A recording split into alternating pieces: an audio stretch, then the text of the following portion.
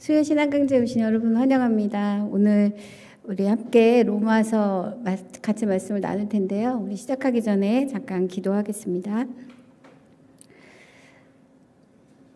하나님 앞에 저희가 무슨 예물로 주님을 기쁘시게 하겠습니까? 로마서 말씀을 앞에 두고 저희에게 이미 베풀어 주신 하나님의 은혜를 항상 기억하기를 원합니다.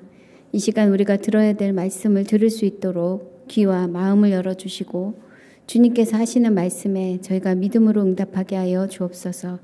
예수님의 이름으로 기도합니다. 아멘. 네, 반갑습니다. 벌써 7번째 시간이에요. 제가 이제 남은 시간을 이렇게 세어보니까 너무 기쁜 거예요. 그래서 부담이 굉장히 많으면서도 또 한편으로는 이런 기회를 주신 게 너무 감사하다라는 생각이 듭니다. 오늘은 지난주까지는 이제 사도행전에 관한 부분들을 나눴고요. 그리고 오늘부터는 이제 서신서 부분을 좀 나누려고 합니다. 그래서 오늘은 바울 서신에 대한 부분을 잠깐 설명을 드리고 로마서를 얘기를 나눌 텐데요. 로마서 준비하는 게 사실은 좀 어렵더라고요. 왜냐하면 너무 많은 목사님, 거의 대부분의 목사님들이 로마서 강해를 다 하시더라고요. 강해 설교 다 하시고요. 그래서 성도님들 중에도 로마서 내용에 익숙하지 않은 분은 거의 없으세요. 그래서 이 내용을 뭐 이렇게 써머리를 하는 게 중요한 것이라기보다 이것을 통해 로마서를 기록한 바울의 마음이 어떠했는지, 또 이 성경을 읽으면서 교회들은 무엇에 집중하길 원하는지에 대한 부분들을 좀 먼저 생각해 보는 게 좋지 않겠나라는 생각이 듭니다. 그래서 로마서 전체에 대한 설명이라기보다는 교회에 대한 이야기라고 생각하고 들으시면 어떨까 싶습니다. 바울 서신의 파트를 먼저 이제 보시면요. 신약 성경은 전체가 27권이에요. 근데 그 중에 13권이 바울의 이름이 붙어 있는 서신서입니다. 그리고 사도행전 내에서도 바울의 이야기가 많이 기록된 걸 생각해 보면 실제로 신약 성경의 반 이상이 바울의 이야기가 들어있다고 볼 수가 있어요. 바울은 어떤 사람인가를 여러분도 잘 아시겠지만 뭐 유대인이죠. 그리고 바리새인 중에 바리새인입니다. 가말리엘이라는 그 선생님 밑에서 공부했던, 그래서 당시로서는 최고의 바리새인이었고요. 그리고 태어나면서부터 로마 시민권을 가졌던 로마의 시민입니다. 그러니까 그 당시에는 가질 수 있는 모든 것을 다 가진 사람이 바로 바울이라고 볼 수가 있어요. 그런데 그가 이제 결혼을 안 한 상태로 이제 있었고, 그런데 그가 다메섹으로 올라가는 길 가운데 부활하신 예수님을 만나 이제 인생이 완전히 변하게 되죠. 그리고 그 변화된 삶으로 교회를 세우던 일에 이제 함께 하게 됩니다. 처음에는 지난번에 사도행전에서도 말씀드렸던 것처럼 교회도 바울에 대해서 의심하는 눈초리가 있었고, 그래서 그 공동체 안에 들어오는 게 굉장히 힘들었지만 실제로 바울이 갖고 있는 많은 재능들, 또 하나님이 이미 훈련시켰던 것들을 다 사용하셔서 바울이 교회의 어떤 기반을 세우는데 많은 쓰임을 받았다는 것을 우리가 볼 수가 있어요. 이 바울이 기록한 서신서는 보통 13개인데요. 그 중에 이제 연대순으로 이것을 이렇게 분류하시는 분들이 있습니다. 근데 그렇게 하게 되면 그 중에 7권은 바울이 진짜 썼는데 나머지 6권은 바울이 쓰지 않았다라고 말씀하시는 분들도 꽤 있으세요. 왜냐하면 거기서 쓰고 있는 단어나 신학적인 사상이나 이런 것들이 다르기 때문에 바울이 아니라 다른 사람이 썼을 것이다. 그런데 그것을 바울의 이름으로 이렇게 수집한 거다라고 말씀하시는 분도 있어요. 그런데 그것은 뭐 참고만 하시지 정확한 정보라고 생각하지 않으셔도 됩니다. 우리가 일기를 쓰실 때도 생각해 보시면 매일 똑같은 기조로 쓰시진 않잖아요. 그것처럼 누구에게 어떤 사안으로 편지를 쓰느냐, 또 어떤 이야기를 나누냐에 따라서 굉장히 어조도 달라질 수 있어서 성경을 읽으시면서 이게 진짜 바울이 썼을까 안 썼을까라고 고민하시기보다는 내용에 집중하시는 게 훨씬 더 중요하다고 생각이 듭니다. 편지, 서신이라고 말할 때는 이제 특별한 형식이 있어요. 그래서 이제 이 바울의 편지, 또 일반 서신이라고 말하는 후반부의 그 책들을 보시면 특별한 것들을 볼 수가 있는데, 처음에는 이제 이 책을 누가 썼는지, 누구에게 썼는지에 대한 그 정보가 나옵니다. 그래서 이름이 붙을 때 데살로니가 전서 이렇게 불렀을 때는 데살로니가 교회에 보낸 바울의 편지라는 것을 알 수가 있어요. 그리고 두 번째 나오는 것은 이제 감사나 혹은 축복의 말씀이 들어 있습니다. 그리고 이제 세 번째는 그 안에 어떤 교회의 문제와 깊이 연관되어 있는 교리적인 문제들을 설명을 해요.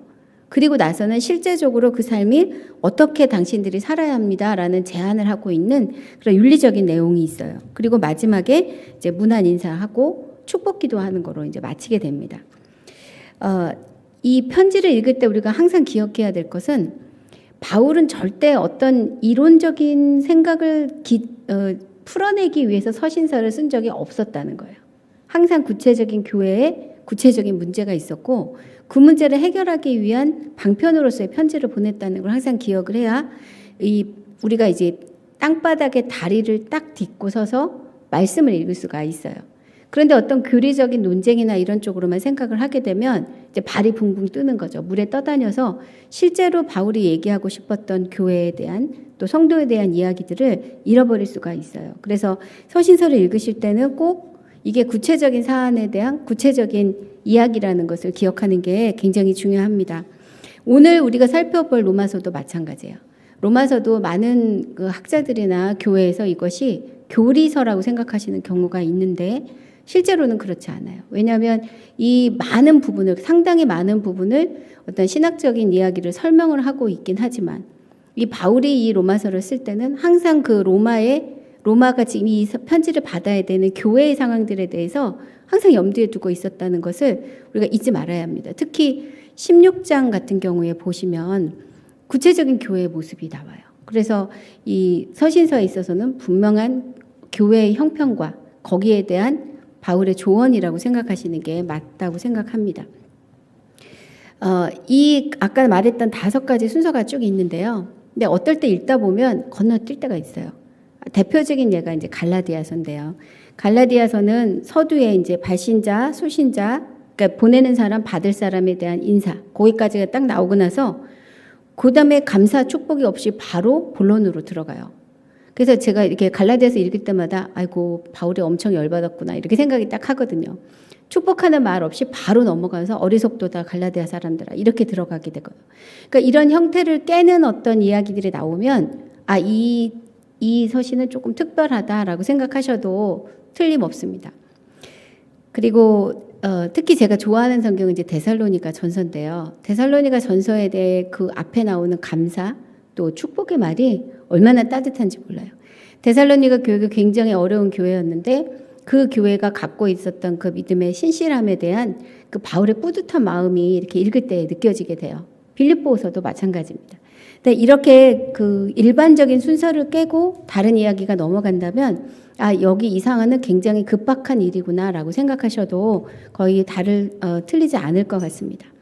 성경에는 이 13개의 성경을 이렇게 쭉 바울의 서신을 배치를 하고 있는데요. 이 배치 순서가 기록된 순서가 아니에요.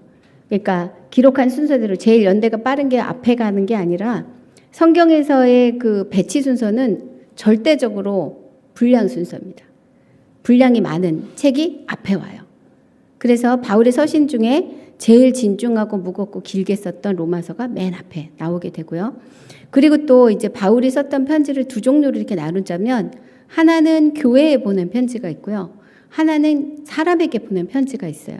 근데 이 성경에는 먼저 교회에 보낸 편지들이 앞에 나옵니다. 그리고 이제 후반부에 개인, 사람들에게 보낸 편지가 나와요. 그 순서대로 생각하시면 로마 교회에 보낸 편지겠죠. 그리고 데살로니가 전후서는 고린도 전후서는 고린도 교회에 보낸 편지. 그리고 분량이 좀 상당히 있습니다. 그다음에 갈라디아서, 에베소서 여기까지는 6장씩 들어있고요. 빌립보서, 골로새서는 4장씩. 그리고 데살로니가 전후서는 장수는 많은데 사실 분량이 굉장히 적은 편이에요. 그래서 맨 뒤에 들어가 있습니다. 그리고 개인에게 보낸 편지는 개인이라고 하지만 실제로 이 편지를 받은 사람들은 교회의 목회자예요. 그러니까는 목사님이라고 볼 수가 있겠죠. 그래서 목회에 대한 조언도 있지만 실제적으로는 그가 목회하고 있는 교회의 여러 가지 형편들에 대한 어떻게 치리해야 되는지에 대한 조언들이 들어있어요. 그래서 디모데 전후서 그리고 디도서, 그러니까 디모데 전후서는 디모데에게 보낸 편지겠죠. 디도서는 디도에게 보낸 편지. 그리고 마지막에 이제 빌레몬서가 있는데 빌레몬은 골로새 교회의 목회자였어요. 근데 그에게 오네시모라는 한 종을 이렇게 맡기면서 그 사람의 형편에 대해서 이제 부탁하는 이야기가 들어 있어요. 그래서 분명히 빌레몬서 같은 경우는 교회의 치리에 대한 이야기는 아니지만 분명히 교회 안에 어떤 영향력을 미칠 수 있는 내용들을 담고 있어서 개인에게 보낸 편지 맨 마지막에 들어가 있습니다. 이렇게 바울이 보낸 편지들을 이렇게 쭉 앞으로 한 2-3주 정도 살펴볼 건데요. 바울이 실제적으로는 계속적으로 선교 여행을 다니고 있었고 거리가 상당히 있었기 때문에 한 번 거쳐간 교회를 다시 방문하기는 쉽지는 않았던 형편이었던 것 같아요. 근데 그 소식들을 이제 듣게 되잖아요. 그럼 본인이 갈 수 있으면 다시 방문을 하죠. 에베소 교회나 이런 데 다시 방문을 했는데 대부분의 경우에는 다시 방문하기가 어려웠던 것 같아요. 그럼 이제 소식을 듣고 나면 거기에 대한 편지를 이제 써서 보내게 되죠. 그러면 그 편지를 자기가 믿을 만한 사람 편에 이제 보내게 되면 그것을 받고 거기에 대한 문제들을 이제 해결하게 되는데, 제 입장에서 한번 생각해 봤어요. 만약에 바울이 문제가 생길 때마다 쫓아가서 그 문제를 직접 가서 다 해결을 했다면 우리 편에서는 이 편지가 아무것도 없는 거예요. 그 교회는 문제를 해결했겠지만 우리로서는 받을 수 있는 아무런 유익이 없었겠구나 생각이 좀 들더라고요. 그래서 어찌 보면 우리가 어떻게 할 수 없는 문제가 있는 것들이 우리에게 엄청난 소망이기도 하고 유익이기도 하고 또 우리 이외의 다른 사람들에게도 유익이 된다는 생각을 좀 하게 됐어요. 그러니까 어려움과 연약함이 지금 우리에게 있다면 그것이 사실은 하나님이 우리에게 주신 선물이라고 볼 수도 있고 우리의 형편을 통해서 다른 사람에게도 선물이 된다는 생각이 좀 들게 되었어요.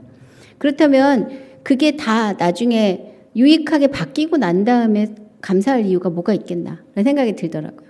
지금 어려움을 당할 때 나는 다 이해를 할 수 없지만 이 일은 분명히 나에게도 또 나와 함께하는 사람들에게도 유익이 되고 감사의 제목이 되겠구나. 그러면 미리 감사할 수 있겠다라는 생각이 좀 들게 됐어요. 동행일기 쓸 때도 사실 그렇죠. 우리를 이렇게 오픈하고 우리의 이야기를 나누는 것들이 어떨 때는 되게 부끄럽기도 하고 힘들기도 하죠. 그런데 이제 그 일에 대해서 서로 인터랙션이 일어날 때 우리가 생각지도 못한 어떤 그 시너지 효과들이 있잖아요. 그래서 하나님이 그 공동체로 우리를 이렇게 초대했다는 것이 굉장히 큰 감사의 제목이라는 생각이 들어요. 저도 이제 동행일기 쓴 지가 2011년부터니까 한 10몇 년밖에 안 됐어요. 그래 만약에 제가 목회 초기부터 이것들을 이렇게 쓰게 됐고 공동체를 이렇게 이뤄나갔다면 얼마나 많은 목회 변화가 있었을까라는 생각을 좀 하게 돼요. 저는 개인적으로 제 회심이 2011년에 일어났다고 이렇게 얘기를 하거든요. 모태신앙이고 한 번도 교회를 떠난 적이 없었지만 진짜 예수를 믿는 게 뭔지를 깨닫게 되고 알게 되고 누리게 된 게 바로 이제 이 동행일기를 쓰면서부터였기 때문이에요. 그래서 이제 서신서를 대할 때마다 바울이 이 교회의 문제에 대해서 침묵하지 않고 쪼르르 달려가지 않고 그 상황에서 그에게 허락하신 일을 감당하면서 이런 편지들을 남겨준 게 너무 감사하다라는 생각을 좀 하게 됐어요. 앞으로 몇 주 동안 이거를 좀 보게 될 텐데 이 바울의 마음이 사실은 하나님의 마음을 우리에게 이렇게 드러내 보여주는 거라 그 마음을 함께 누리면 좋겠다라는 생각이 듭니다. 오늘은 그 중에서 가장 큰 분량, 그리고 바울 서신 중에 이제 최고라고 생각하는 부분이 이제 로마서인데요. 그 부분을 우리 함께 좀 살펴보려고 합니다. 제목을 제가 누가 우리를 그리스도의 사랑에서 끊으리요라고 했어요. 근데 사실은 이 부분은 이 로마서에서 말하고 있는 믿음의 본질이 무엇인가에 대한 부분을 제가 이렇게 표현을 한 겁니다. 우리가 보통 생각할 때 로마서는 우리에게 믿음으로 의롭게 된다. 이신칭의라고 말하는 그 부분이 핵심이라고 말씀을 하고 있는데 도대체 그럼 거기서 말하고 있는 믿음은 뭘까? 바로 이거라고 생각해요. 그리스도께서 우리를 위해서 행하신 모든 일들, 그 사랑하심에 대해서 아무도 우리를 거기서부터 분리시킬 수 없다라는 믿음을 갖는 거. 그것이 진짜 로마서가 우리에게 가르쳐주고 싶은 믿음의 본질이 아닐까라는 생각을 좀 하게 됐습니다. 그래서 근데 키볼스는 1장 16절부터 17절이에요. 내가 복음을 부끄러워하지 아니하노니 이 복음은 모든 믿는 자에게 구원을 주시는 하나님의 능력이 됨이라. 먼저는 유대인에게요 그리고 헬라인에게로다. 복음에는 하나님의 의가 나타나서 믿음으로 믿음에 이르게 하나니 기록된 바 오직 의인은 믿음으로 말미암아 살리라 함과 같으니라. 네. 그리고 이 믿음은 바로 누가 우리를 그리스도의 사랑에서 끊으리요 라는 선언으로, 그리고 또 그것에 대한 진정한 어떤 우리의 확신으로 나타난다고 볼 수 있겠습니다. 로마서는 바울이 이제 기록을 했고요. 그리고 제3차 선교여행 막바지, 그러니까 55년 말이나 56년 초에 고린도에서 기록했다라는 것들을 거의 대부분의 학자들이 이렇게 뭐라 그러죠? 합의하고 있어요. 다 동의하고 있습니다. 왜 이 편지를 썼을까라는 부분들은 15장 뒤편에 이렇게 기록이 되고 있는데요. 바울은 이 로마에 가서 자기가 어떤 사역을 할 의도는 전혀 없었어요. 그리고 자기가 이 터를 닦은 곳이 아니기 때문에 내가 다른 사람이 닦은 곳 위에 다시 건축하지 않겠다 이렇게 표현을 해요. 그 말은 이제 바울이 세운 교회가 아니기 때문에 거기서 자기가 어떤 목회를 할 생각은 없지만 그 교회의 도움을 받아 더 멀리 나가 복음을 전할 그런 그 계획을 이제 전하고 있습니다. 그것이 동의돼서 너희의 도움을 받아서 내가 나가고 싶다 이렇게 표현을 하고 있어요. 그리고 그 다음에는 뭐라고 얘기를 하고 있냐면 마케도니아하고 아가야 지방에서 이제 그 선교 여행을 할 때 어려운 형편에 있는 예루살렘 교회를 위해 모금을 했거든요. 그래서 그 모금을 한 돈을 가지고 이제 돌아갈 건데 예루살렘에 돌아가면 이게 만만치 않은 상태가 될 거라는 것을 바울이 알고 있었어요. 그래서 이 일을 위해서 너희가 같이 나를 위해서 중보해 줬으면 좋겠다라는 중보 기도에 요청을 하고 있는 거죠. 이 두 가지 목적뿐만이 아니라 사실은 이 본문 안에는 이것을 이제 설명하기 위해서, 그리고 바울 내가 가지고 있는 그런 어떤 신학적인 배경, 또 나의 믿음의 고백을 너희하고 공유하고 싶다는 내용들을 앞에 이제 먼저 길게 쓴 거죠. 이게 이제 15장에 나오는 부분이고 1장에 잠깐 앞에 나오는데 그 1장 후반부부터 14장까지 15장 한 13절까지는 사실 바울의 믿음에 대해서 이렇게 설명을 하고 있어요. 내가 지금까지 전했던 믿음, 교회를 세웠던 믿음은 이러이러하다라는 부분들을 설명하고 있는 거죠. 그럼 도대체 로마 교회는 누가 세웠을까? 바울이 지금까지 이 로마서를 읽어보면 아직 로마 교회를 한 번도 안 가본 거예요. 근데 이미 교회가 세워졌어요. 그럼 도대체 이 로마 교회는 누가 세웠을까? 대부분의 경우는 아마도 오순절 기간 때 그 성령 세례가 있었던 그 당시에 로마에서 예루살렘을 방문한 사람들이 있었을 것이고 그분들이 그 부흥을 경험해서 다시 돌아간 다음에 그곳에다 교회를 세웠겠다라고 생각을 합니다. 그래서 예수님이 부활하신 그 30년, 주후 30년에서 40년 사이, 그러니까 아주 굉장히 초기에 이미 로마 교회가 세워졌을 것이다 라고 생각을 해요. 만약에 그렇다면 예루살렘 교회나 로마 교회나 역사가 비슷한 거예요. 그죠? 예루살렘에서 그 현장에서 있었던 것처럼 이 로마 교회도 거의 예수님이 부활하신 직후부터 교회의 형태를 갖고 있었다라고 볼 수도 있다는 거죠. 근데 이 로마 교회가 겪었던 중요한 사건이 하나가 있는데 그것은 주후 49년에 글라우디오스라는 황제가 있었어요. 그런데 이 황제가 로마에 살고 있는 유대인들을 다 추방한 사건이 있었거든요. 근데 그 일로 인해서 로마 교회가 그동안 이제 여러 가지 변화를 겪게 돼요. 이 로마 교회 안에는 이방인과 유대인들이 함께 이제 신앙생활을 하고 있었는데 이 추방령에 의해서 유대인들이 이제 추방을 당하게 되죠. 왜 추방을 당하게 되냐면 그 전까지 기독교인들은 스스로를 유대인의 한 종파라고 생각을 했어요. 그랬는데 예수님의 부활 사건에 대해서 또 전도하는 그런 과정들에 있어서 유대인들하고 계속적인 충돌이 일어나니까 사회적인 문제가 되기 시작한 거예요. 그래서 처음에는 이 황제가 너네 싸우지 마라 권고 정도였는데 이것이 해결이 안 되니까 그다음에 집회 금지 모이지 마 그렇게 얘기를 했어요. 그런데도 이게 계속 더 되니까 그러면 너네 유대인들은 다 로마에서 나가 하고 추방을 하게 된 거예요. 그래서 그 당시에 로마에서 추방된 사람들이 약 2만 5천 명이라고 해요. 그러니까 뭐 엄청난 사람들이 이제 유대인이라는 신분으로서는 로마에서 살 수 없게 그렇게 만들어 버린 거죠. 근데 그때 이제 추방당했던 사람 중에 브리스길라와 아굴라가 있어요. 우리의 유명한 사람. 근데 그 사람들이 나가고 나니까 이 로마 교회가 시작됐을 땐 분명히 유대인들에 의해서 유대인 그리스도인들로 구성이 이렇게 시작이 됐을 텐데 이분들이 다 나가버리니까 이제는 그 로마 교회에 이방인들만 남아 있었던 거예요. 로마인들만 남아 있는 상황이었겠죠. 근데 이 글라우디오스 황제가 이제 죽고 나니까 53년에 죽고 나니까 이 사람들이 이제 다시 그 로마로 들어올 수 있게 되었고, 들어가서 이전까지 한 수년 동안 이방인 그리스도인들이 주가 되었던 교회 안에 유대인 기독교인들이 다시 들어가게 된 거예요. 유대인 기독교들 입장에서는 그런 말 있잖아요. 교회에서 많이 쓰는 말. 굴러온 돌이 박힌 돌 빼낸다. 이런 느낌이 이제 딱 있었던 거고, 유대인 이방인들 입장에서는 아니 자기들이 없는 동안에 우리가 교회를 지켰는데 이제 와서 무슨 소리냐라는 그런 갈등들이 야기되었다라는 것을 어느 정도 우리가 예상할 수가 있습니다.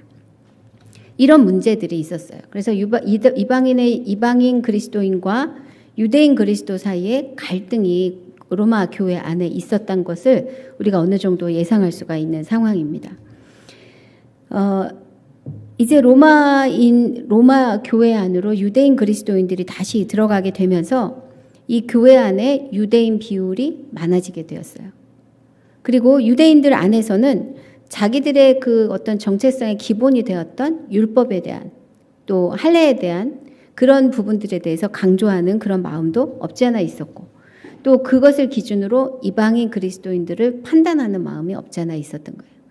이방인 기독교인들의 입장에서는 아니 그리스도 안에서 우리가 다 자유한데 우리의 자유함이 어떻게 다른 것으로 제한될 수가 있겠나.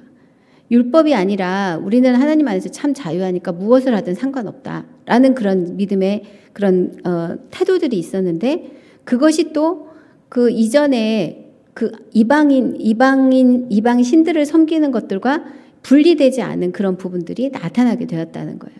그러니까 이 유대인 그리스도인과 이방인 그리스도인이 갖고 있었던 그 신앙의 모습에 약간 본질과 어긋난 부분들이 있었던 것을 지금 로마서를 쓰면서 바울이 그 부분을 지적하고 있는 겁니다.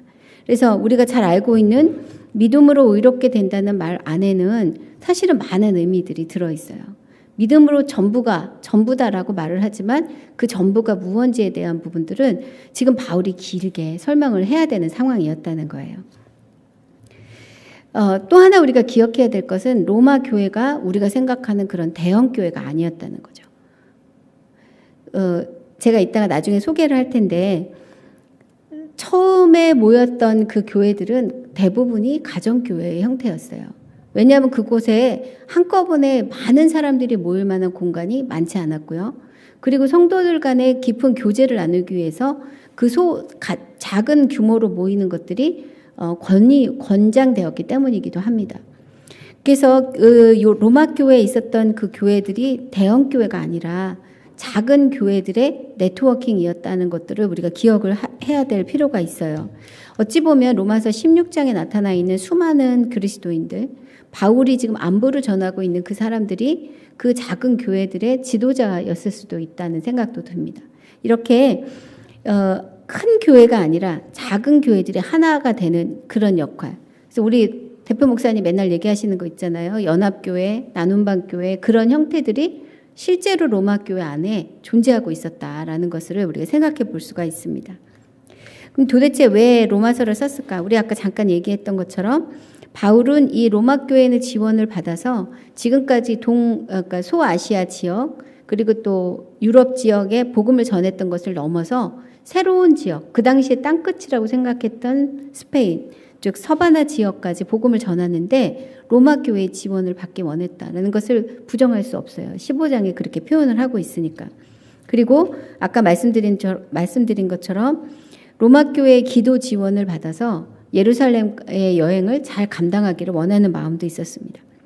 그리고 자기의 신앙을 아직 로마의 많은 사람들을 알고 있지만 공식적인 그 접촉성이 없었던 로마 교회에 자기가 이런 믿음을 가지고 이렇게 사역을 해왔다는 것을 소개하면서 그분들과 연결을 하려는 그런 마음도 없지 않아 있었고요. 그리고 좀 전에 말씀드린 것처럼 로마 교회가 갖고 있었던 여러 가지 문제점들에 대해서 그 어떤 어려운 점에 대해서 그것들을 이제 신앙적으로 풀어주는 그런 역할을 하기 위해서 이것을 또 썼다고도 볼 수가 있는 부분입니다. 예, 이들 모두에게 믿음으로 의롭게 되는 그 의로움에 대한 부분들을 전하면서 실제로 이제 12장부터 15장까지는 일상에서 그 삶에 나타나는 것에 대해서 얘기를 하고 있어요.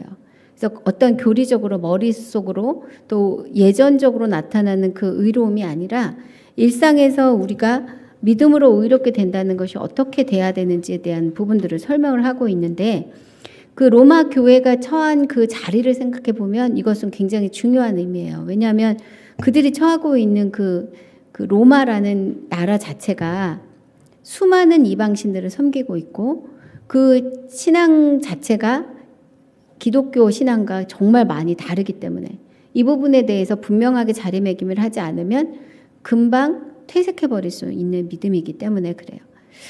저도 오늘 이것을 이렇게 준비하면서 우리의 믿음이 정말 바울이 생각했던, 또 바울이 지금 전하고 있던 그 믿음과 맥을 정말 같이 하고 있나 매일 확인하지 않으면 큰일 나겠다라는 생각을 좀 하게 됐습니다. 로마서는 16장으로 되어 있는데 전체 구조는 이렇게 세 가지로 나눌 수도 있고요. 아니면 크게 둘로 나눌 수도 있습니다. 세 개로 나누게 된다면 이제 서원이 있어요. 여는 말, 자기 소개하고 왜 이 글을 쓰게 됐는지에 대한 부분들을 설명하는 부분 말고 본문 부분은 세 가지로 또 나눠요. 하나님의 의에 대해 설명하는 부분이 8장까지, 그리고 이스라엘에 나타나는 하나님의 의에 대한 기대, 그 부분이 11장까지, 그리고 12장부터 15장 13절까지는 이 하나님의 의가 성도의 삶에서는 어떻게 나타나는지에 대한 설명으로 나타나고 있고요. 그리고 15장 14절부터 16장 27절까지는 인사하고 마무리하는 그 자리까지 나오게 됩니다. 여러분이 로마서는 정말 다 익숙하실 거예요. 그래서 8장까지의 이야기를 우리가 잠깐 생각해 보면 이방인들은 하나님 대신 우상 숭배하는 자들이에요. 그래서 자기의 본성을 신으로 섬기는 사람이고, 그것이 하나님을 예배하는 데서 굉장히 대치가 되는 부분입니다. 그렇다면 유대인은 유익하냐? 유대인은 율법을 알지만 그 율법을 아는 대로 행치 못하는 연약함은 동시에 갖고 있다는 거예요. 자기가 하나님의 의가 뭔지 알아요. 그리고 그것을 가르칠 수 있어요. 그러나 그 뜻대로 살지 못하는 것은 유대인이나 이방인이나 똑같다는 것을 3장까지 이제 설명을 하고 있고, 그래서 이렇게 소망이 없는 우리에게 하나님이 주시는 소망이 한 가지가 있는데, 그것은 예수 그리스도를 인하여 주시는 그 의로움, 그것을 얘기를 하고 있다는 거예요. 하나님께서 그리스도를 통해서 우리에게 주신 그 의로움을 믿음으로 붙잡는 자는 그는 참으로 의로운 자가 될 수 있다. 이것이 우리 모두에게 주는 소망이라는 거죠. 그 예로 아브라함의 예를 들고 있습니다.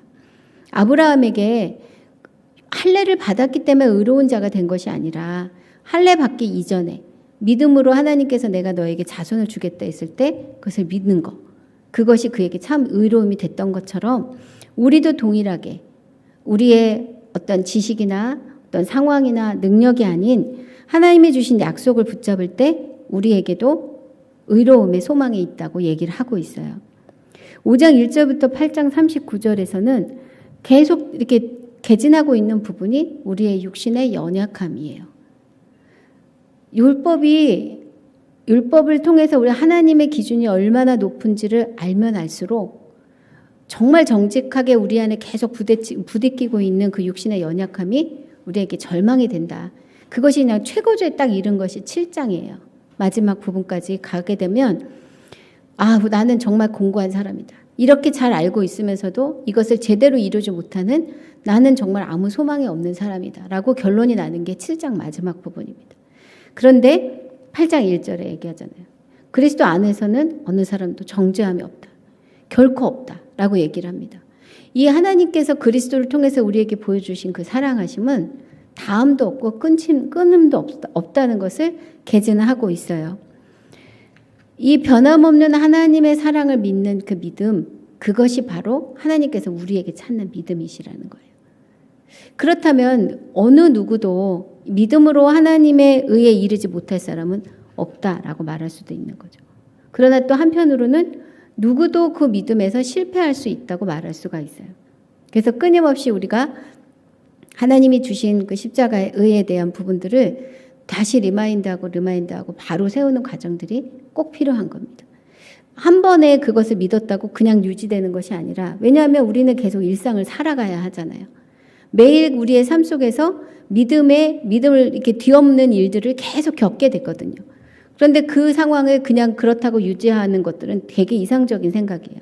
그러니까 매일 우리 안에는 분투가 있어야 되고요. 그 분투 안에 있어서 반드시 승리해야 되는 것에 대해서 로마서는 얘기하고 있어요. 9장부터 11장까지는 이스라엘의 구원에 대한 이야기가 나오죠. 굉장히 생뚱맞게 들어간 것처럼 보입니다. 그런데 저는 이 부분이 바울이 자기 민족에 대해서 그 안타까운 마음을 가지고 있는 것들의 그 반증이라는 생각이 좀 들기도 하고, 또 한편으로는 이렇게 잘 가고 있다고 생각하는 사람이 넘어져서 안타까운데 그 사람들이 다시 회복되면 얼마나 잘할 수 있을까라는 소망을 갖게 하는 부분이기도 해요. 제가 아까 모태신앙이라고 말씀드렸죠. 그리고 제가 회심한 데가 2011년이라고 말씀드렸어요. 근데 제가 회심이 아니라 이제 예수 믿는 게 뭔지를 확실히 알고 나서 깨달은 게 뭐냐면, 내가 지금까지 모태신앙으로 살았던 그 세월이 절대 아까운 게 아니다 라는 것을 깨달았어요. 그리스도 안에서, 교회 안에서 배우고 익혔던 많은 것들, 의미를 몰랐지만 행했던 많은 것들이 얼마나 큰 유익이 있었는지, 그것이 바로 생명력으로 딱 넘어가는 순간 얼마나 큰 능력이 되는지를 경험을 했어요. 바울이 이스라엘을 바라보는 눈이 바로 이런 것이 아닌가라는 생각이 듭니다. 하나님을 제대로 알지 못했지만 율법을 아는 것은 굉장히 큰 힘이 돼요. 그리고 그 말씀대로 그 마음을 알게 되면, 생명력이 일단 들어오게 되면 그것이 다 살아나서 능력이 된다는 것을 바울은 이스라엘을 보고 이렇게 소망을 갖게 된 거라 생각이 듭니다. 이것은 그대로 우리 교회에도 적용돼야 된다고 생각이 들어요. 우리가 아이들을 가르치고 또 성도들을 교육하고 하는 부분들이 생명력이 일어날 때까지, 생명이 딱 불붙는 순간까지는 아무 의미가 없는 것처럼 보일지라도 생명이 딱 붙는 순간에 그것이 얼마나 큰 의미가 있는지를 깨닫게 될 것이고 그 영혼이 살아나는 것을 보게 될 것입니다. 그래서 이 말 다음에 12장부터 그러므로 너희는 일상에서 그리스도 안에서 산 제사를 드려라 라고 표현을 하고 있어요. 이 생명력이 딱 붙는 순간에 우리의 일상은 다 살아서 하나님이 받으시는 제사가 됩니다. 되게 놀라운 일이에요. 우리에게 주어진 모든 시간들이 예배의 순간이 되고요. 또 공권력이라고 생각하는 것조차도, 우리가 이해할 수 없는 그 능력, 그 힘 아래에 있는 것조차도 우리 안에 예배가 될 수 있다고 얘기를 해요. 14장부터 15장까지는 교회 안에서 성도들이 믿음이 강한 자와 약한 자들이 어떻게 연합해서 살아야 되는지에 대한 부분들을 설명을 하고 있는데, 믿음으로 굳게 서는 일에 너나가 없다는 것을 얘기를 해요. 서로 돕는 일은 먼저 교회 안에서 이루어져야 되고요. 그리고 믿음으로 서로를 격려하는 일들은 결코 포기하지 말아야 되는 부분이라고 얘기합니다. 마무리 부분은 여는 부분과 비슷한 부분이에요. 15장 14절부터 29장까지는 바울이 자기의 계획을 설명을 하고, 그리고 30절부터 33장까지는 이제 믿음에 굳게 설 것을 얘기를 하고, 그리고 이제 인사하고 마무리를 하는데, 이렇게 세 부분으로 나누기도 하지만 크게 두 부분으로 나누기도 합니다. 1장부터 12장까지는 교리적인 부분들, 그 어떤 그 믿음의 의에 대한 부분들을 설명을 하고 있다면, 그 12장부터 16장까지는 실제적인 부분들을 얘기하고 있다고 이렇게 나누기도 해요. 어떤 것이든 상관이 없어요. 그러나 이 두 가지는 로마서의 모든 이야기들은 로마 교회의 실제적인 부분들을 염두에 두고 지금 바울이 얘기하고 있다는 것을 잊지 않으시면 됩니다. 로마서의 그런 메시지는 어떤 게 있을까? 우리가 잘 볼 수 있는 부분은 율법에 대한 부분이에요.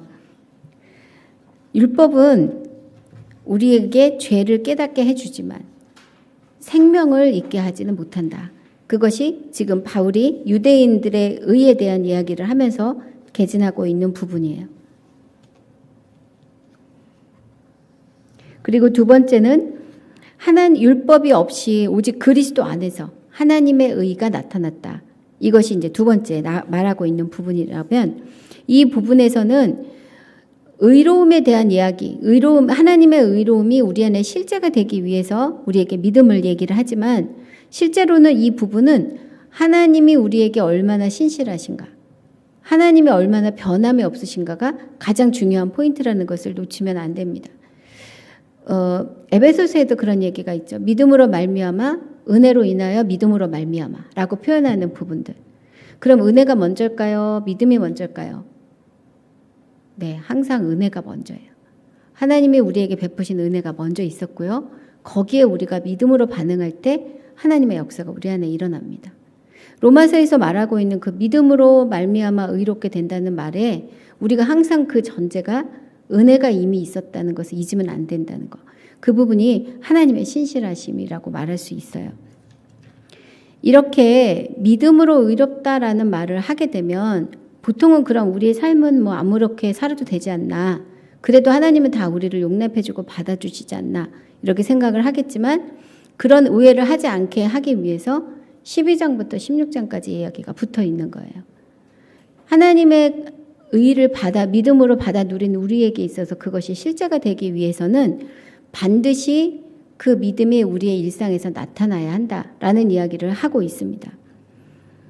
바울이 그 믿음으로 의롭게 된다는 말을 통해서 하나님의 그 정의로움, 신실함을 이렇게 다운시켰다라고 말하는 것들은 분명한 오해라고 볼 수 있어요. 정말 그렇지 않습니다. 바울은 어느 누구보다 어떤 율법보다도 더 높은 수준의 윤리적인 삶을 요구하고 있고 그 일을 살기를 원하고 있습니다. 그런데 네 번째, 이 윤리적인 행동은요, 우리의 노력으로는 절대 할 수 없다는 거예요. 우리가 아무리 노력해도 하나님이 원하시는 그 수준의 윤리적인 삶은 살 수가 없어요. 성령이 우리 안에 오셔서 우리 안에 새로운 생명을 주셔야만 그 의로운 삶을 살 수 있다. 이것이 이제 로마서에서 말하고 있는 부분이에요. 정말 잘 짜여진 설교고요. 이게 서신서를 얘기할 때 또 하나 얘기할 때 저희가 그것을 설교라고 표현을 하거든요. 정말 잘 짜여진 설교인데 우리의 질문은 하나가 있습니다. 이렇게 잘 짜여진 설교를 듣는다고 우리의 삶이 정말 변할까? 우리가 교리를 제대로 이해한다고 그래서 그거대로 살 수 있을까?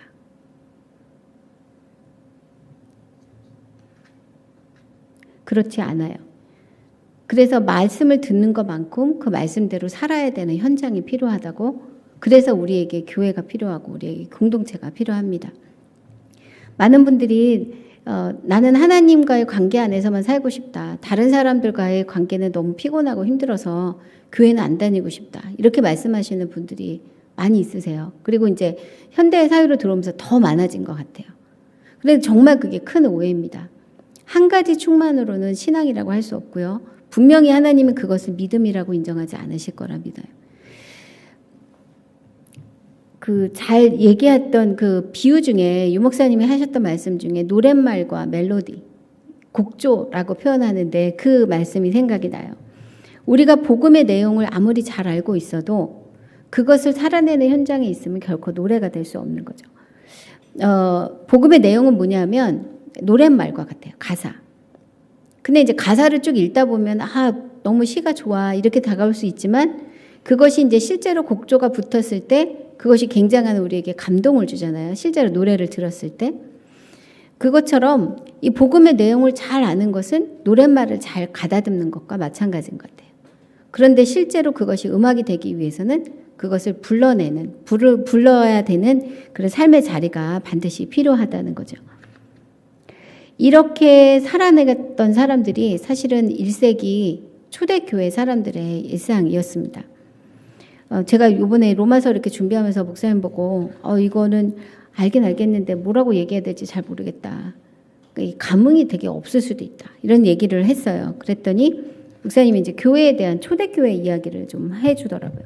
근데 그 이야기가 이 로마서가 지금 반영하고 있는 초대교회의 이야기, 그리고 또 지금 우리가 읽고 있는 성경 안에 있는 교회의 진짜 모습을 이렇게 드러내는 부분이다라는 것들은 좀 깨닫게 해주셔서 이제 책을 좀 읽게 됐습니다. 후반부에 보면 제가 그 초대교회 이야기라고 넣어드렸어요.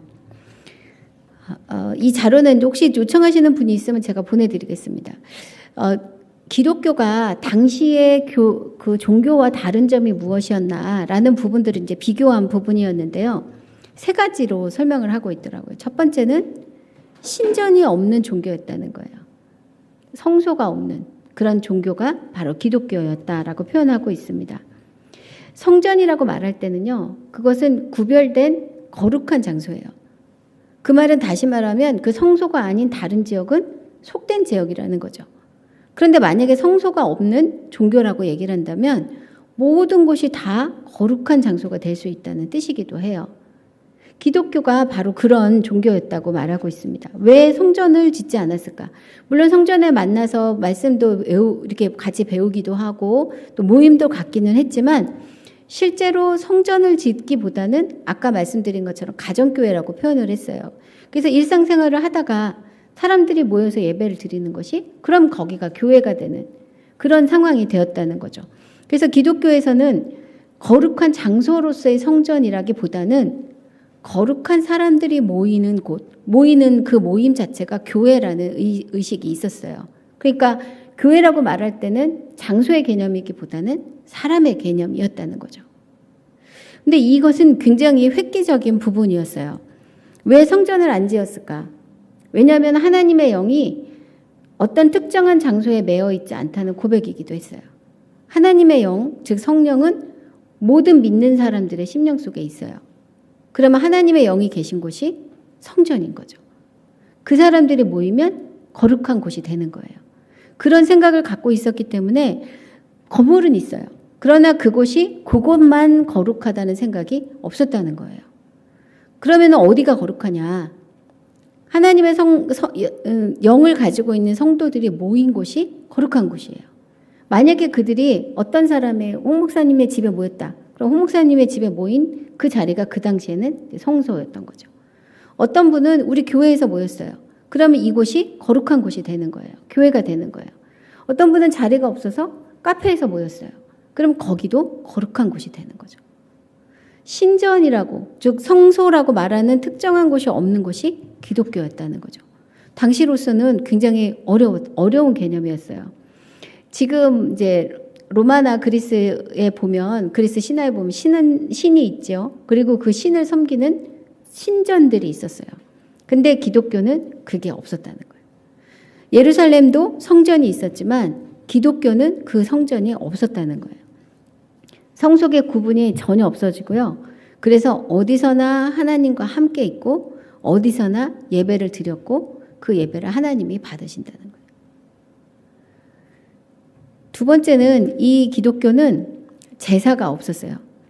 당시에는 이제 그 모든 신들이 자기가 맡은 분야가 있었거든요. 특히 이제 로마, 그리스 신화에 보면 관장하는 영역들이 있잖아요. 뭐 축제의 신이 있고, 뭐 신들의 신이 있고, 뭐 태양의 신이 있고, 전쟁의 신이 있고. 그러면 그 일에 관련된 일들을 내가 할 때 그 신을 찾아가서 예물을 드리게 돼요. 그러면 그 신하고 이제 거래를 하는 거죠. 내가 너한테 이런 걸 바쳤으니 너는 이 신은 이제 물론 이제 존대를 하겠지만 그 신은 내 이 영역은 네가 챙겨줘야 돼라는 것들을 이제 거래를 하는 거예요. 그런데 이 신들을 가만히 보면 일상생활은 다 엉망이에요. 제가 이제 그리스 로마 신화를 굉장히 좋아했었는데 보면서 정말 이 윤리적인 부분에서는 좀 그렇잖아요. 이게 배울 게 아무것도 없어요. 그런데 그 사람들이 맡은 영역에서는 최고인 거예요. 그래서 예배 드리는 그 이방신들에게 예배 드리는 사람들은 그 신의 윤리적인 부분에 관심이 없어요. 그 대신에 내가 원하는 것을 해주면 그 신에게는 제사를 드리게 되는 거죠. 그런데 기독교인들은 그런 제사를 드리지 않았다는 거예요. 거래를 위해서, 하나님께 내가 무언가를 받아내기 위해서 제사를 드릴 필요가 없었다. 그것이 초대 기독교의 모습이었다는 거예요. 이 진짜 되게 이상한 상황이었던 거예요. 왜 그럴 필요가 없었을까? 히브리서 7장 26절에 그리스도께서 단번에 모든 제사를 끝내셨다라고 표현하고 있기 때문에 그래요. 지속적으로 하나님과 거래할 필요가 없이 하나님은 단 한 번의 제사로 모든 것을 다 받으셨고 그 대신에 그 성도들에게는 한 번의 제사를 남겨두셨어요.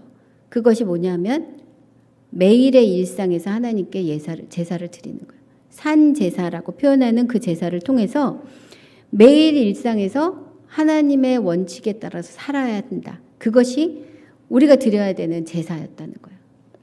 당시에 그 이방 신들과 다른 아주 정말 첨예한 부분 중에 하나가 바로 여기에 있어요. 다른 신들은 자기를 유익하게 하는 예물을 갖다 주면 그 사람의 다른 비윤리적인 부분에 있어서는 눈을 감는다는 거예요. 그런데 하나님은 우리에게 일상의 산 제사를 원하시고 일상에서도 하나님의 원리대로 살 것에 대해서 요구하신다는 거죠. 세 번째는 제사가 없잖아요. 그리고 사제가 없어요. 사제는 성직자가 없다는 뜻이에요. 사제라고 표현할 때는 그 하나님과 신과 사람을 연결해주는 한마디로 말하면 브로커 같은 역할이라고 할 수 있어요. 사람이 직접 하나님께 그 신께 갈 수 없으니까 신의 이야기를 전달해주는 역할을 하는 사람이 이제 사제였는데, 그렇기 때문에 굉장히 큰 권력과 부를 소유할 수 있는 그런 사람들이었어요. 그런데 주후 30년에서 60년까지 이제 실제로 교회가 어떤 세팅이 되기 전까지는 이 교회 안에는, 초대교회 안에는 이런 사제가 없었어요. 모든 성도들이 형제였고 자매인 그런 공동체였다는 겁니다. 모든 사람이 사제가 된 거예요. 왜냐하면 하나님이 그렇게 약속을 하셨잖아요. 그리스도께서 사람이 되셨다. 하나님께서 사람이 되셨다는 말에는, 그리고 그가 우리 영으로 우리 안에 오셨다는 말에는 하나님과 우리가 이제 직접 연결을 할 수 있는 존재가 되었다는 뜻이에요. 어느 누구도 중간에 낄 이유도 없고 그렇게 하지 말아야 된다는 것들에 대해서 하나님이 우리에게 말씀하신 거예요. 예수 그리스도께서 십자가에 죽으시고 십자가에서 우리를 위해 직접 기도하셨어요. 그리고 죽으시고 살아나셔서 승천하신 후에는 성령으로 우리 안에 오셔서 하나님의 뜻을 우리에게 직접 알려주시고 그 뜻대로 살 수 있는 능력도 주시겠다고 약속하신 거예요. 중간에 매개하는 사람이 없어도 된다는 거예요. 없어야 된다는 말씀을 하고 있어요. 그렇기 때문에 우리는 우리 각자의 삶에서 우리 스스로 사제가 되어 우리의 삶을 하나님께 올릴 필요가 있게 된 거죠. 베드로전서 2장 9절에 너희는 택하신 족속의 왕 같은 제사장이다 라고 얘기를 하는 것은 여러분의 각자의 삶을 하나님 안에서 각자 책임을 지고 사셔야 합니다라는 그런 부르심이라는 거예요. 많은 분들이 이제 이후에 목사님들이 그 계층이 나타나게 됩니다. 그리고 그것들을 신앙생활을 잘 하실 수 있도록 도와주는 역할을 하게 되는데, 그 다른 종교에 있는 사제의 개념과 같이 목사님들을 대하시면 안 된다는 거예요. 우리는 그리스도 안에서 다 한 형제고 자매이며, 그리고 우리 각자에게 주어진 삶을 스스로 책임감 있게 하나님 앞에 올려드려야 될 그런 자리에 있는 거예요. 그렇다고 목사님들이 다 필요 없는 거냐? 그러니까 잘 이용하세요. 잘 도움을 받으시고 조언을 받으시지만 정말 내 믿음 생활에 책임을 지는 사람은 나 자신이라는 것이 바로 이 교회가 우리에게 가르쳐주고 있는 부분입니다. 저는 이 부분을 이렇게 공부하면서 나눔반 교회를 생각했어요. 그리고 우리 성도들이 얼마나 책임감 있게 일을 정말 잘 해보려고 애를 쓰고 있는지, 그거 정말 자랑스럽고 고맙게 생각이 들었습니다. 하나님이 저희를 진짜 많이 믿어주시는 거예요. 우리가 생각하기에 나는 잘 못하는데, 이런 것도 잘 못하고 이런 것도 연약하고 이런 거 자꾸 넘어지고 결심에도 자꾸 쓰러지고 도대체 나도 나를 잘 못 믿겠다 이렇게 생각하지만, 하나님은 한 번도 우리를 믿지 않으신 적이 없어요. 너가 이제 쓰러지지 않을 거야 이렇게 믿지 않으시는 게 아니고요. 너가 쓰러지면 다시 일어날 거야. 그걸 믿으신다는 거예요. 누가 우리를 그리스도의 사랑에서 끊으리요? 라는 그 고백은 내가 그 하나님의 신뢰를 인정한다는 겁니다. 이 교회 안에서 우리가 계속 붙잡아야 될 가치가 있다면 바로 이거예요. 하나님은 우리를 끊임없이 신뢰해 주시고요. 우리는 끊임없이 일어나야 합니다. 그 사이사이에 정죄가 와요. 그게 네가 지금 꼬라지가 그렇지 또 넘어졌잖아 라는 그런 정죄 가운데서도 그래도 나를 향한 하나님의 사랑은 끊임이 없고, 나를 끊임없이 일으켜 주실 때 일어나면 하나님이 잘했다 하실 거야. 우리가 그 고백이 마지막이 되면 교회로서는 흔들림 없이 계속 나갈 수 있는 힘을 얻게 된다는 거죠. 제가 작은 책을 두 권을 소개를 하고 싶은데요. 1세기 교회 예배 이야기입니다. 별로 재미없게 생겼죠. 중요한 거는 되게 얇다는 거예요. 정말 한 20분이면 읽을 수 있어요. 그런데 여기 이제 주인공이 누구냐면 푸블리우스라는 사람이에요. 이 사람은 로마인인데 은행가입니다. 근데 이 사람이 어느 날 친구에게 이제 초대를 받아서 이제 저녁 식사를 하러 가요. 그 초대한 사람이 브리스길라와 아굴라 부부입니다. 근데 이제 갔는데 보니까 예배인 거예요.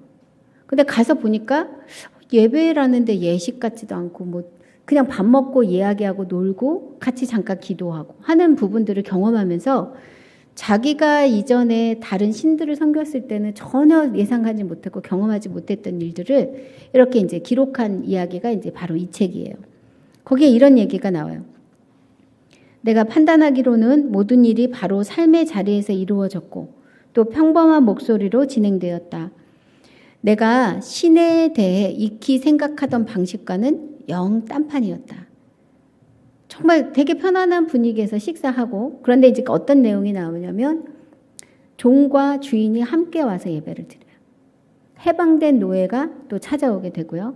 그리고 그들이 또 남자와 여자가 함께 모여서 식사하게 되고 그런데 그 가운데서 어떤 특별하고 뭐 엄청난 일들이 일어나는 것 같지는 않은데 굉장히 편안하게 그 식사하고 교제하고 신의 이름을 부르고 그런데도 그 일상들이 굉장히 마음에 이렇게 와닿는 그런 부분들을 이제 설명을 하고 있어요. 이렇게도 얘기합니다. 이 모임 전체에는 종교적으로 볼 때 의아스러운 점이 많다는 느낌을 받았다. 내가 아는 한 그때까지 일어난 일들 가운데 종교적인 내용이라고는 거의 없었다. 사람들이 기대하는 그 예식이요. 예전의 틀은 고사하고 어째서 사제조차 없단 말인가. 아니면 더 진정한 종교성과 같은 무언가가 또 있었던 것일까. 고민을 합니다. 그리고 이제 거기서 이제 이렇게 이야기는 끝나는데요. 이후에 이 사람이 로버트 뱅크스라는 사람이 쓴 책이에요. 근데 이 사람이 그 푸블리우스라는 사람이 이때 이후에 이제 개종을 하게 되나 봐요. 그래갖고 이제 그리스도인이 됩니다. 그리고 이제 그 중간에 또 하나의 책이 있었던데 저희 집엔 그 책은 없더라고요. 그리고 이제 그 다음에 나오는 책이 뭐냐면 1세기 그리스도인의 선교 이야기라는 책이에요. 이 사람이 이제 그리스도인이 되게 됐고요. 그리고 세례를 받게 됩니다. 그리고 나서 자기의 일상에서 내가 어떻게 그리스도인으로 살아야 하는지를 이제 고민하는 이야기가 바로 이 부분이에요. 이렇게 기록을 하고 있어요. 나는 날마다 내가 하는 일 속에서 그리고 그 일을 통하여 내 신앙의 핵심 가치를 적용하며 살려고 노력한다. 만일 내가 이렇게 하지 않는다면 나는 각기 다른 두 사람으로 곧 사생활을 하는 사람과 직업생활을 하는 사람으로 나뉜 채 사는 셈이다. 일관성이나 한결같음이 내게는 중요하다. 즉 지금 이 사람은 개종을 한 상태고 은행가입니다. 그래서 여전히 그 일을 하면서 그 사회에서 살고 있어요. 그런데 그 가운데서 자기의 신앙적인 색깔을 드러내면서 살기를 간절히 소망하고 있고요. 그리고 이제 구체적으로 자기가 은행가로 만나는 사람들의 이야기를 해요. 어떤 사람을 만나게 됐는데 그 사람이 이제 대출할 그 일자에 맞춰서 그것을 반환할 수 없는 상황이 됐다는 것을 알게 돼요. 그런데 그럼 보통 같으면 이자를 더 높이거나 더 이상 이제 못하겠다 이렇게 해야 되는데 그 사람이 가정에 어려운 일이 있다는 것을 알게 되면서 이 사람의 이자를 더 높이지도 않고 연장해주는 장면이 나와요. 그러면 이제 그 옆에 있는 사람이 너 그렇게 장사하다가 큰일 나 이렇게 얘기를 하지만 본인은 그리스도께서 이 땅에 오셔서 지금 하신다면 이렇게 하실 거야 라는 결론으로 이 일을 향한다 라고 얘기를 하고 있어요. 이 사람이 생각하는 선교적 일상은 바로 이런 거였어요. 자기가 살고 있는 삶 속에서 내가 믿는 믿음을 그대로 드러내는 것. 그것이 이 사람이 생각하는 1세기 그리스도인의 선교 이야기라는 거죠. 후반부에 보면 이런 얘기도 있습니다. 어느 정도 사회적 지위가 있는 로마 시민의 한 사람으로서 내게는 언제나 시민으로서의 책임의식이 있다. 라는 고백이 있어요. 그리고 이제 그때 자기가 고민했던 게 뭐냐면 그 당시에 해방 노예들이 많아지면서 식량난을 이제 겪고 있는 거예요. 너무 가난한 사람들이 많아서 실제로 못 먹는 사람들이 많아지니까 사회사업같이 그 국가 안에 어려운 사람들에게 나눠줘야 되는 식량이 제대로 분배가 될 수 있도록 자기가 그 일을 지원해서 하는 장면이 나오고 있어요. 그것뿐만이 아니라 뭐 사회생활이나 여가생활, 정치 참여까지. 이 사람이 자기가 시민으로서 할 수 있는 모든 영역에 이제 포함해서 들어가서 일을 하면서 그리스도인으로서 나는 어떻게 해야 되는지를 계속 고민하는 그런 장면들이 나오게 되더라고요. 여가 생활에는 목욕탕 이야기가 나와요. 그래서 목욕탕이 이제 로마 시대에서는 중요한 이제 일상이었고 그 사교 생활을 하는 자리였는데 그곳에서 그 예배를 이제 함께 드릴 그런 궁리를 하는 장면들이 나와요. 그래서 되게 재밌게 읽었거든요. 근데 그 강에서 목욕하는 것보다 목욕탕에서 하는 게 훨씬 더 위생적이고, 그리고 그곳에서 이야기를 나누는 게 훨씬 이렇게 풀어지는 상황에서 얘기를 할 수 있기 때문에 그 교회 성도들을 모아서 그쪽에서 이제 같이 예배 드리는 것들을 계획하는 그런 장면들이 나오는데, 어떤 상황에서도 어떻게 그리스도를 전해야 할까, 그리스도를 어떻게 나눠야 할까를 고민하는 그 장면들이 이제 이 책에 나오는 거죠. 그렇게 이제 하는 것들을 이제 그 부인하고 같이 의논을 하는데, 부인이 이제 유니아라는 여자예요. 그런데 그 여자가 이제 이렇게 고민하는 남편의 이야기를 이렇게 들으면서 이렇게 얘기합니다. 이것은 우리 자신의 선교가 아니라 하나님의 선교예요. 당신은 실제로 예수님의 선교에 참여하고 있는 셈이에요. 일상을 살아가지만 일상에서 예수님과 동행하여 이렇게 나가려고 하는 그것을 우리 자신의 사명이 아니라, 미션이 아니라 하나님의 미션이라고 얘기를 하고 있는 거죠. 그리고 마지막 부분에 이렇게 마무리를 합니다. 만일 바울과 베드로가 로마에 도착했을 때 그들에게 최악의 사태가 발생한다면 제국 전역에 있는 교회를 돌보고 여러 도시로 뻗어나가는 일은 누가 계속할 것인가?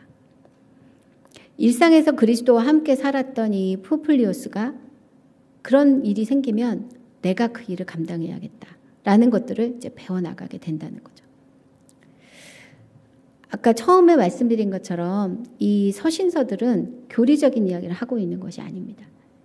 특히 로마서는 굉장히 많은 이야기들을 우리에게 해주고 있지만, 교리에 대한 이야기를 해주고 있지만, 실제적으로는 성도가 되어서 어떻게 살아야 하는지에 대한 부분들을 이야기를 하고 있어요. 우리가 배운 모든 것들이 그냥 머릿속에 남아있고 교회 안에 있을 때만 생각이 난다면 그것은 진짜 믿음이 아니라는 거죠. 우리가 일상에 살아나가는 그 삶 속에서 바울이 얘기했던 것처럼 우리가 거룩한 산제사로 드려지는 그 자리에서 우리가 배웠던 것, 또 믿는 것들이 드러난다면 우리가 진짜 성도라는 것들을 나타나게 될 것이라고 믿습니다. 어찌 보면 어떨 때는요, 바울과 같이 이렇게 특별한 소명을 가진 자, 즉 서바나까지 가서 복음을 전하겠다라는 그런 생각을 갖고 있는 사람을 돕는 것부터 이 소명이 시작될지도 모르겠어요. 그러나 그 종착점은 어디냐 하면 모든 성도들이 내가 있는 그 자리에서 그리스도가 나를 통해서 일하시기를 결단하는 것, 거기까지 가는 것이 이 하나님의 우리에게 가지고 계시는 꿈이고 또 우리가 반드시 이루어야 될 사명이라고 생각을 합니다.